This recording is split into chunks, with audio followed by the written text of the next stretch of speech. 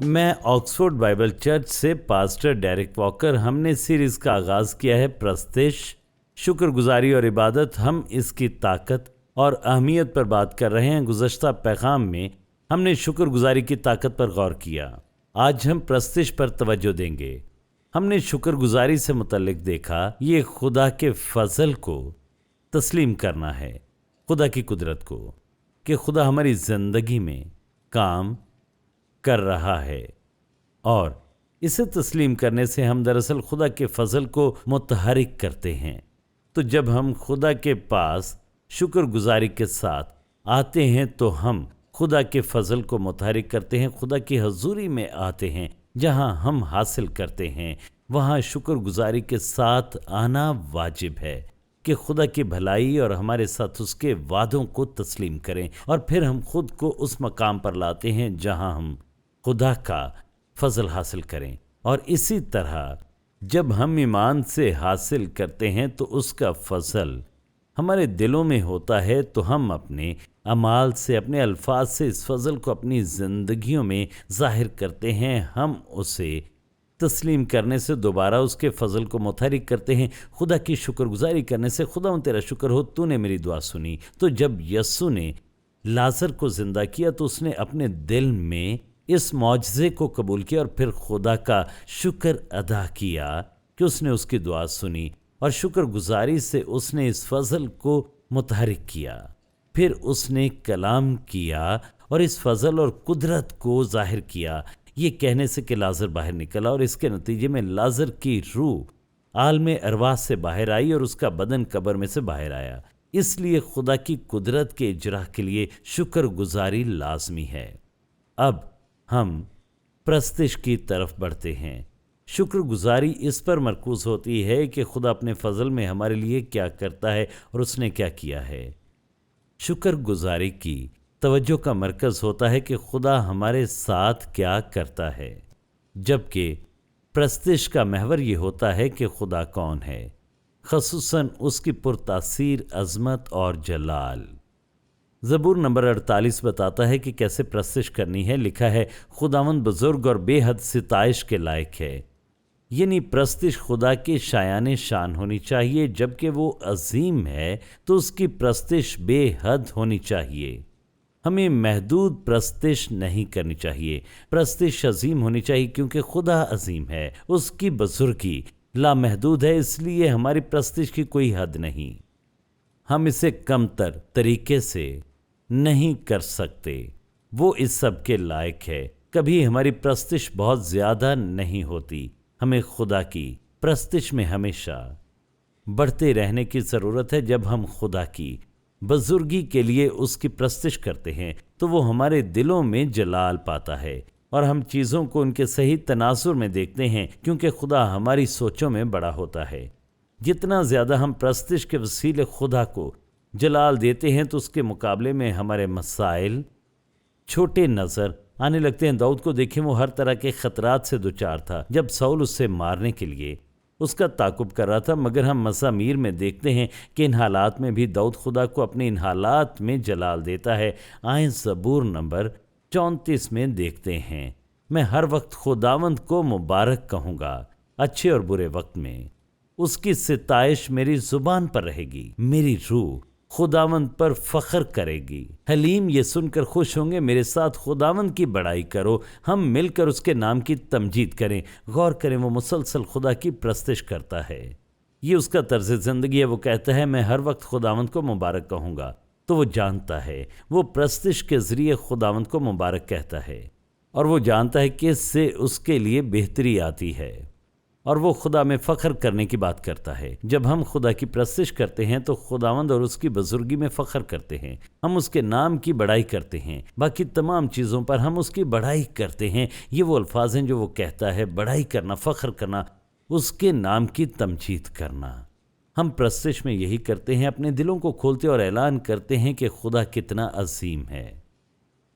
تو جب ہم خدا کے پاس کسی درخواست کے ساتھ آتے ہیں تو ہمیں انتہائی مشکل لگتا ہے، تو یہ ہمارے دل کو تیار کرنے میں مدد کرتا ہے کہ اس کے لیے خدا کی شکر گزاری کریں جو اس نے ہمارے لیے کیا ہے.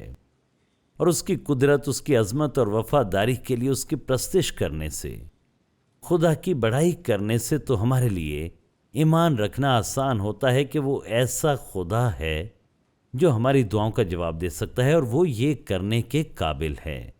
اس کے لیے کچھ بھی ناممکن نہیں، اور بہتر ہے کہ ہم اپنی دعا کا آغاز پرستش اور شکر گزاری کے ساتھ کریں اور پھر اپنی درخواستیں اس کے سامنے رکھیں۔ دیکھیں، پرستش کے ذریعے ہم خدا کو مبارک کہتے ہیں اور بہت سے طریقوں سے ہمارے لیے فائدہ مند ہوتی ہے۔ آج ہم 6 چیزوں پر غور کریں گے جو خدا پرستش کے وسیلے ہماری زندگیوں میں مکمل کرتا ہے۔ نمبر 1، پرستش ہمیں خدا کی حضوری میں لاتی ہے اور اس کی حضوری ہمارے اندر لاتی ہے۔ زبور نمبر 22 میں لکھا ہے، لیکن تو قدوس ہے، تو جو اسرائیل کی حمد و ثنا پر تخت نشین ہے۔ تو کہا گیا ہے کہ خدا قدوس ہے اور ہماری حمد و ثنا پر تخت نشین ہوتا ہے، تو یہ ہمیں خدا کی حضوری میں لاتی ہے، اور خدا کی حضوری ہمارے دلوں میں لاتی ہے۔ شکر گزاری اور پرستش کے علاوہ خدا تک کوئی رسائی نہیں۔ زبور نمبر 100 کی 4 آیت میں مرقوم ہے، شکر گزاری کرتے ہوئے اس کے پھاٹکوں میں اور حمد کرتے ہوئے اس کی بارگاہوں میں داخل ہو، اس کا شکر کرو اور اس کے نام کو مبارک کہو۔ پرستش کرنا اس کے نام کو مبارک کہنا ہے۔ یسایہ 60ویں باب میں خدا کے شہر کو بیان کیا گیا ہے، جہاں خدا کی حضوری سکونت کرتی ہے اور وہ اس میں داخلے کو بیان کرتا ہے۔ 14ویں آیت میں لکھا ہے، اور تیرے غارت گروں کے بیٹے تیرے سامنے جھکتے ہوئے آئیں گے اور تیری تحقیر کریں گے، اور وہ تیرا نام خداوند کا شہر اسرائیل کے قدوس کا صیون رکھیں گے، اور تو جانیں گی کہ میں خداوند تیرا نجات دینے والا اور یعقوب کا قادر تیرا فدیہ دینے والا ہوں۔ 18ویں آیت، پھر کبھی تیرے ملک میں ظلم کا ذکر نہ ہوگا اور نہ تیری حدود کے اندر خرابی یا بربادی کا۔ اب اگلا حصہ دیکھیں کہ ہم اس کی حضوری میں کیسے آتے ہیں، ہم اس مقام میں کیسے داخل ہوتے ہیں جہاں نہ کوئی خرابی ہے نہ کوئی بربادی، بلکہ صرف اطمینان ہے۔ لکھا ہے، بلکہ تو دیواروں کا نام نجات، اور نجات کا مطلب ہے ہر برکت کی معموری، تو دیواروں کا نام نجات اور پھاٹکوں کا حمد رکھے گی۔ تو دیواریں جو خدا کی حضوری سے گھری ہیں وہ نجات ہے۔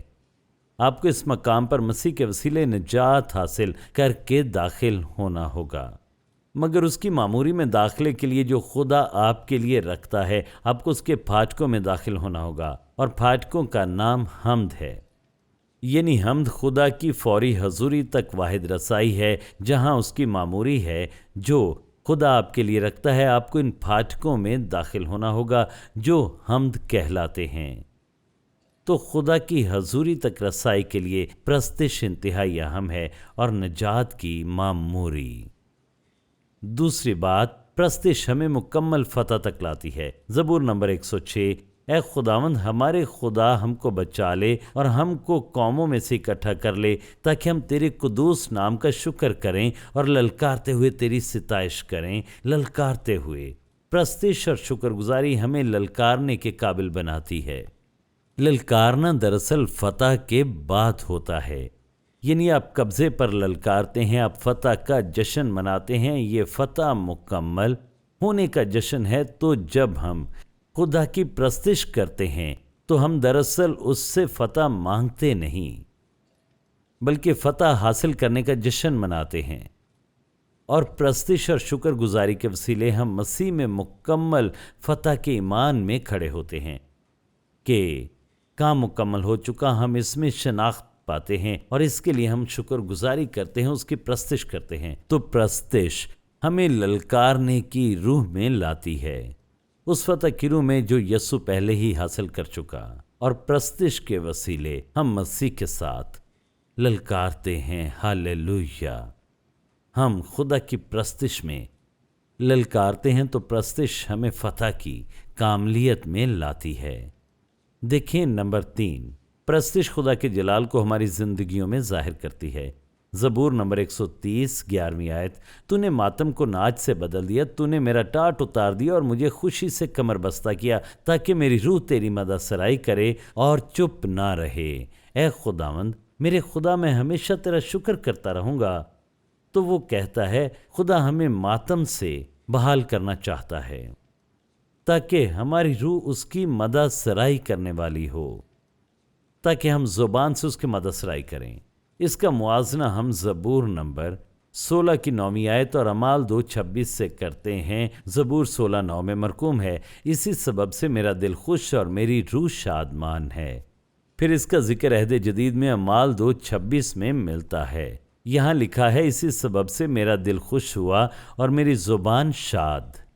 तो मेरी रूह शादमान है, मेरी ज़ुबान शाद, दूसरे लफ्ज़ों में आपकी ज़ुबान शाद है।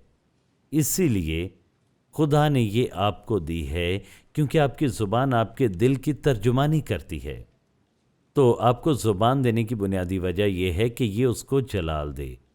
ये खुदा को जलाल देने के लिए आपके बदन का एक अहम उज़्व है और उसके जलाल को जारी किया जाए तो आपकी ज़ुबान जलाल देती है।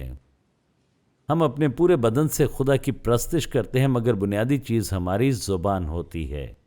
और आपकी ज़ुबान शाद होने का मतलब है जब आप उसकी प्रस्तिश करते हैं तो आप खुदा को जलाल देते हैं, ना सिर्फ अपने अल्फाज से ज़ाहरी तौर पर, बल्कि ये अल्फाज खुदा के जलाल से मुलब्बस होते हैं।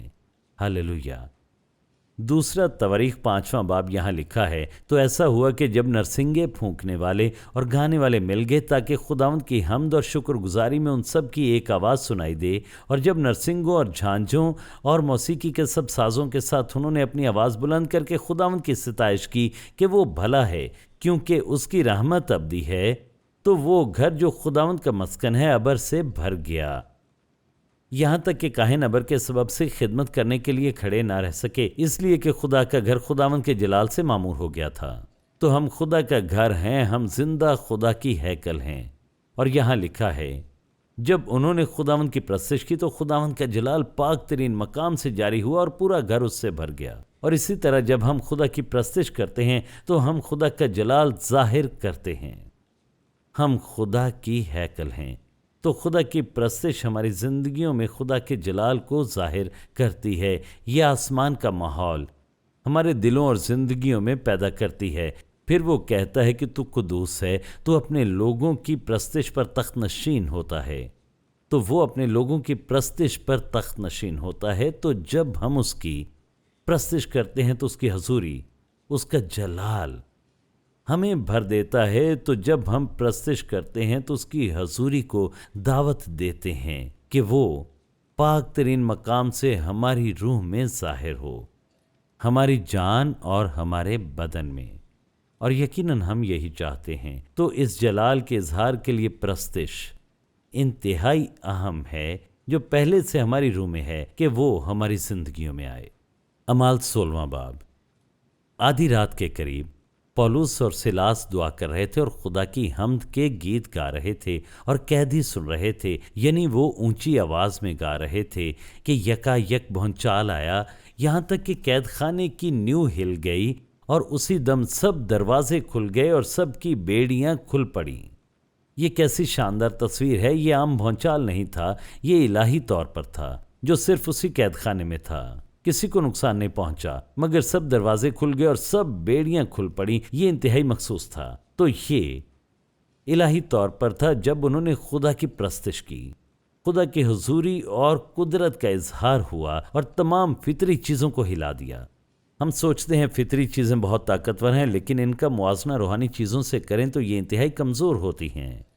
तो वो खुदा की हुजूरी से हिल गए और खुदा की कुदरत के इजहार का नतीजा ये हुआ कि तमाम रुकावटें, तमाम दरवाजे जो उन्हें रोके हुए थे, वो सब के सब खुल गए और तमाम कैदी उन तमाम देखें जंजीरों से आज़ाद हो गए। तो हर चीज़ जो उन्हें बांधे हुए थी वो टूट गई। तो इसी तरह आपके तारीक लम्हों में, आपकी आधी रात में, जब आप बंधनों में होते हैं और आप बंद होते हैं, और अगर आप पौलुस और सिलास की तरह खुदा की प्रस्तिश करते हैं और अपने पूरे दिल से, फिर खुदा की कुदरत का इजहार होता है और आपको तमाम जंजीरों से ये आज़ाद करता है और मौक़ों के दरवाजे आपके लिए खुल जाएंगे। वो आपके खिलाफ बंद नहीं रहेंगे और आप नई ज़िंदगी में दाखिल होने के लिए आज़ाद होंगे।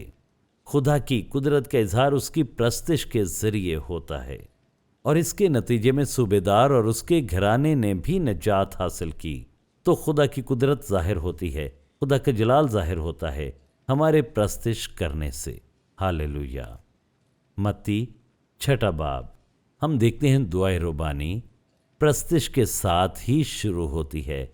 لکھا ہے تیرا نام پاک مانا جائے، تیری بادشاہی آئے، تیری مرضی جیسی آسمان پر پوری ہوتی ہے سنیں زمین پر بھی ہو۔ یہاں ترتیب کو دیکھیں کہ پہلے ہمیں خدا کے نام کو تعظیم دینی ہے پرستش اور حمد کے ذریعے۔ تیرا نام پاک مانا جائے، یہ خدا کے فضل کو متحرک کرتی ہے اور ہمیں حاصل کرنے کے مقام پر لاتی ہے۔ ہم حاصل کرنے کے مقام پر آتے ہیں، پھر ہم اس کی بادشاہی کے آنے کے لیے دعا کرتے ہیں۔ اب بادشاہی کیا ہے سنیں۔ رومیو 14 باب کے مطابق خدا کی بادشاہی پاک روح میں راست بازی، اطمینان اور شادمانی ہے۔ تو خدا کی بادشاہی ہر وہ چیز ہے جس کی ہمیں ضرورت ہے پاک روح میں۔ یہ خدا کا فضل ہے، تو سب سے پہلے ہم اس کے نام کی تعظیم کرتے ہیں جو خدا کی بادشاہی کے لیے راہ کو تیار کرتا ہے کہ وہ ہمارے دلوں میں آئے، اور یہ ہمارے دلوں میں پاک روح کی حضوری کے وسیلے سے آتی ہے۔ جب ہم خدا کی پرستش کرتے ہیں، سب سے پہلے یہ خدا کے نام کی تعظیم کرنے سے شروع ہوتی ہے جو ہمارے دلوں کو خدا کی بادشاہی کو قبول کرنے کے لیے کھولتی ہے۔ پھر ہم کہتے ہیں کہ بادشاہی ہمارے دلوں میں آئے شفا کے لیے، زندگی کے لیے، خدا کے فضل کے لیے کہ وہ ہمارے دلوں میں آئے۔ یہ بادشاہی راست بازی، اطمینان اور خوشی لے کر آتی ہے۔ راست بازی میں ہم ہدایات پاتے ہیں اور اطمینان، خوشی اور بہت کچھ، مگر پہلے ہمیں پرستش کرنی ہے، اس کے نام کو پاک ماننا ہے، اور پھر ہم بادشاہی اور خدا کے فضل کو قبول کرتے ہیں کہ وہ ہمارے دل میں آئے، اور یہ بادشاہی ہمارے دلوں میں خدا کی حضوری اس کی بنیاد ہے کہ خدا کی مرضی ہماری زندگیوں میں پوری ہو، ہماری زندگیوں میں ظاہر ہو۔ ہم خدا کے فضل کو اپنے دل میں قبول کرتے ہیں تو ہم اپنی زندگی میں خدا کی مرضی کو لاتے ہیں، ہمارے دعا کرنے سے، کلام کرنے اور فرمانبرداری کرنے کے وسیلے، فرمانبرداری کے اعمال کے وسیلے جو ہمیں قدم بقدم آگے لے جاتے ہیں، اور ہم خدا کے اس فضل کا اظہار کرتے ہیں جو ہم نے پایا ہے۔ تو پہلے ہم ایمان سے اپنے دلوں میں بادشاہی کو قبول کرتے ہیں، پھر ہم ایمان میں فرمانبرداری سے روح کا اظہار کرتے ہیں اپنی زندگیوں میں۔ تو ہمارے دلوں میں بادشاہی کے فضل کے اظہار کے لیے پرستش انتہائی ضروری ہے۔ اب دیکھیں نمبر 4 یہ ہے پرستش ہمیں اداسی اور ذہنی دباؤ سے آزاد کرتی ہے۔ یسایہ 61 میں مرقوم ہے، ان کو راکھ کے بدلے صحرا اور ماتم کی جگہ خوشی کا روغن اور اداسی کے بدلے ستائش کا خلت بخشوں، تاکہ وہ صداقت کے درخت اور خداوند کے لگائے ہوئے کہلائیں کہ اس کا جلال ظاہر ہو۔ تو وہ ہمیں اداسی کے بدلے ستائش کا خلت بخشتا ہے۔ جب آپ ستائش کا خلت پہنتے ہیں، خود کو خدا کی پرستش سے ملبس کرتے ہیں، تو یہ آپ سے اداسی کی روح کو دور کر دیتا ہے۔ نمبر 5 پرستش خوبصورت ہے، اور یہ ہمیں اور ہمارے کردار کو خوبصورت بناتی ہے، ہمیں وہ مکمل خوبصورتی دیتی ہے جس کے لیے ہم بنائے گئے ہیں۔ زبور نمبر 33 ہے، صادقو خداوند میں شادمان رہو، حمد کرنا راست بازوں کو زیبا ہے۔ جب آپ خدا کی پرستش کرتے ہیں تو خوبصورت ہو جاتے ہیں، اور خدا کی خوبصورتی آپ میں کام کرتی ہے۔ پرستش ہماری حقیقی مسیحی شخصیت کے اظہار میں مدد دیتی ہے۔ زبور نمبر 149 میں مرقوم ہے، وہ ناچتے ہوئے اس کے نام کی ستائش کریں، وہ دف اور ستار پر اس کی مدح سرائی کریں، کیونکہ خداوند اپنے لوگوں سے خوشنود رہتا ہے، وہ حلیموں کو نجات سے زینت بخشے گا، وہ حلیموں کو نجات سے زینت بخشے گا۔ تو ہم دیکھتے ہیں کہ فطری طور پر ہماری فطرت کی خوبصورتی ماند پڑ جاتی ہے، تو جب ہم خدا کی پرستش کرتے ہیں تو ہم اسے سامنے لانے کے قابل ہوتے ہیں، جیسے پھول سورج کی روشنی میں کھلتا اور اس کی خوبصورتی ظاہر ہوتی ہے۔ تو ہم اس طرح کھلتے ہیں جب ہم اس کی پرستش کرنے اور حمد کرنے کے وسیلے خدا کی محبت بھری حضوری کی روشنی میں آتے ہیں، اور اس طرح ہمارا باطن سامنے آتا ہے اور یہ پوری طرح سے کھل جاتا ہے۔ नंबर 6, प्रस्तिश हमारी दिलों से जीने के लिए रूहानी ताकत का इजहार करती है, हमें खुदा की मर्जी पूरी करने के काबिल बनाती है, ये ताकत का इजहार करती है। ज़बूर नंबर 8, तूने अपना जलाल आसमान पर कायम किया है, तूने अपने मुखालिफों के सबब से बच्चों और शीरखारों के मुंह से कुदरत को कायम किया है।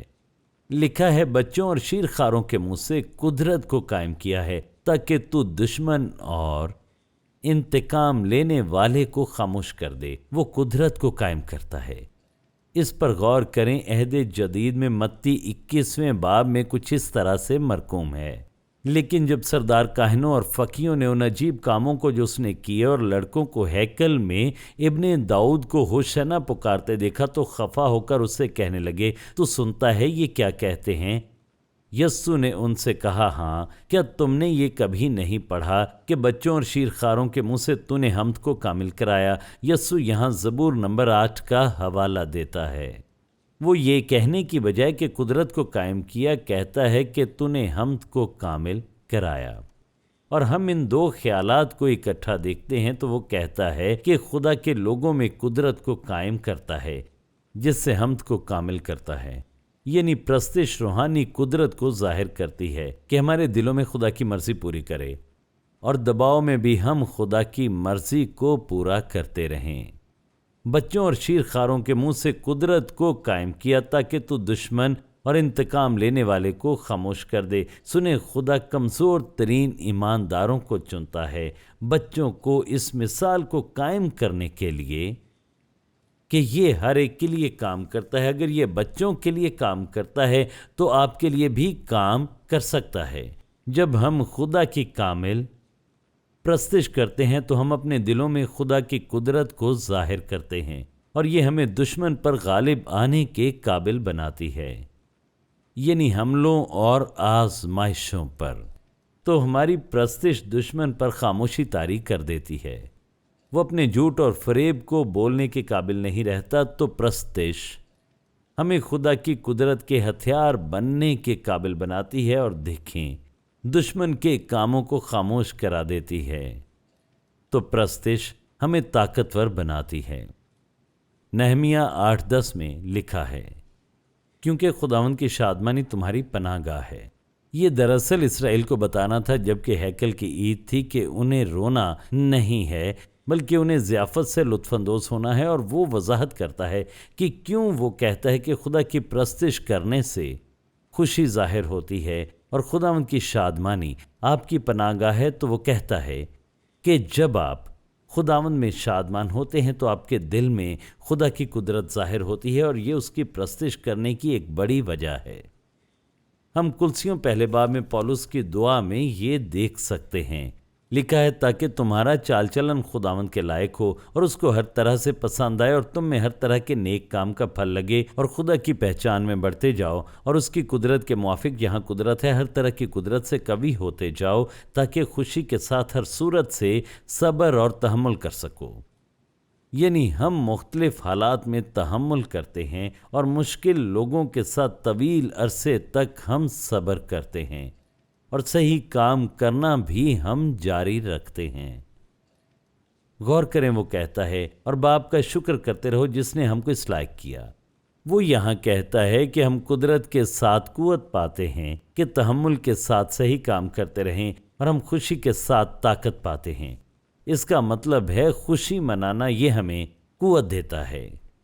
वो कहता है बाप का शुक्र करते रहो, तो ये हर तरह की कुव्वत से कवी होने की कुंजी है। खुशी के साथ खुदा का शुक्र करना दरअसल इस कुव्वत को जाहिर करता है कि हम जिंदगी बसर कर सकें। खुदा की तारीफ हो।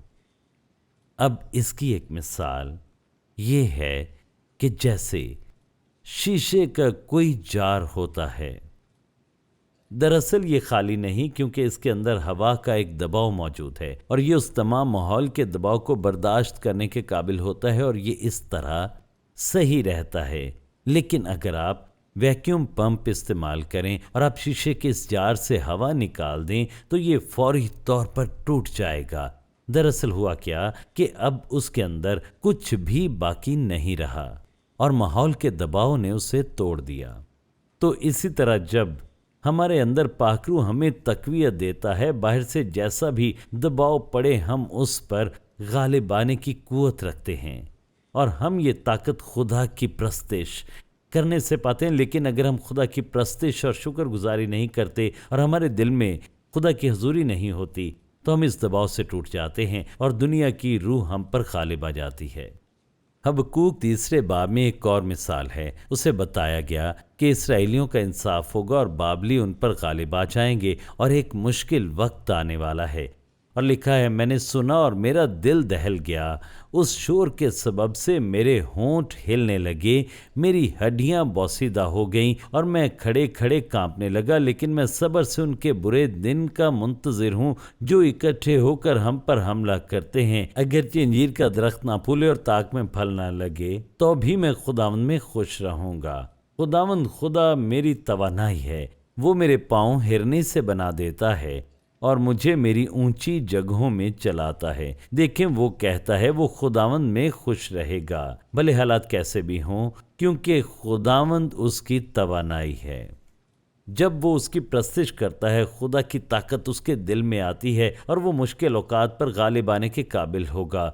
वो ऊंची जगहों पर चलेगा और वो आने वाले मुश्किल हालात से निमटने की कुव्वत पाता है। तो देखें, वो यहाँ पर यूं कहता है, जो भी हो मैं खुदा की प्रस्तिश करूंगा और इस प्रस्तिश के वसीले खुदा मेरी कुव्वत बनेगा और मैं इन मुश्किल औकात से निकलने के काबिल हो जाऊंगा। आमीन। यकीनन शुक्रगुजारी, प्रस्तिश और इबादत पर मुश्तमिल इस सीरीज से आपने तहरीक पाई होगी और खुदा के साथ प्रस्तिश की जिंदगी में आपको मज़ीद गहराई मिलेगी जब आप इन शानदार चीज़ों को देखते हैं जो प्रस्तिश आपकी ज़िंदगी में करेगी। मैं आपकी हौसला अफजाई करता हूँ। मेरे पास सीरीज़ मौजूद है जिसमें 8 सीडीज़ हैं जो उन पैगामात पर मुश्तमिल हैं जो कि मैं अपने चर्च में सुनाता हूँ। तो मैं चाहता हूँ कि आप इन 8 सीडीज़ से मज़ीद तहरीक हासिल करें और ये खुदा के साथ आपकी प्रस्तिश की ज़िंदगी को एक और दर्जे पर ले जाएगा। हमें देखने के लिए शुक्रिया। आप मजीद तालीमात ऑक्सफोर्ड बाइबल चर्च और roku चैनल पर हासिल कर सकते हैं और डेरिक वॉकर के YouTube चैनल पर भी। और आप हमारे साथ इतवार की इबादत में भी शामिल हो सकते हैं सुबह 11 बजे और शाम 6 बजे। चैनी स्कूल, हेडिंगटन, ऑक्सफोर्ड, OX3 7QH। आप CDs, DVDs, किताबें और दूसरी चीजें ऑनलाइन ऑर्डर कर सकते हैं www.oxfordbiblechurch.co.uk और कॉल भी कर सकते हैं 018655 15086।